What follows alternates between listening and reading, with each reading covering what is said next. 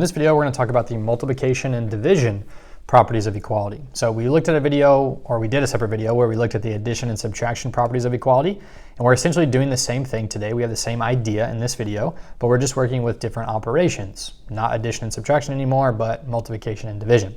So we still have this same definition. If you watched that previous video, you'll see the same definition at the top here. It just says equivalent equations are equations that are equal to each other or that they have the same solution. So that's our idea here. And we're going to be multiplying or dividing something on each side of our equation, but we're going to do it to both sides, and that's going to still maintain an equivalent equation. So for multiplication property of equality, it says we can multiply the same number to each side of an equation, and it will produce an equivalent equation. So we can see here that if A is equal to B, then A times C would be equal to B times C. So we're just multiplying both sides of the equation by C, and in an example where we actually have numbers in there, not just the algebra, that will be just multiplying the same number to both sides of the equation, so we are keeping that equation balanced. The division property of equality says we can divide the same number from each side of an equation and it will still produce an equivalent equation. So once again, if A is equal to B, then A divided by C would equal B divided by C. But notice we have a little caveat over here, or like a little stipulation that we have to follow. It says C cannot equal 0. Well, why can C not equal 0? Because we can't divide by 0. Dividing by 0 is considered undefined. So the only thing we can't do there is divide both sides by 0. Okay, so just remember that. All right, so let's look at 4 examples here where we apply these two properties. So number 1, we have x divided by 10 is equal to 3. So I am dividing my variable by 10. So I want to do the opposite of divide by 10 so that I can get x by itself. So I'm going to multiply both sides by 10. And right here, this is going to be like 10 divided by 10, which would be 1, or 1x. And 1x is just x, right? So I can act as if those 10s just cancel each other out. And 3 times 10 would be 30. So number 1, my answer would just be x is equal to 30.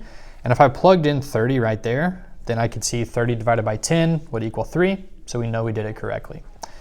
Number 2, we have negative y is equal to negative 8. Well, what number is before y? Well, it's a 1, right? So we have a negative 1y, and we want y, so we're going to divide both sides by negative 1.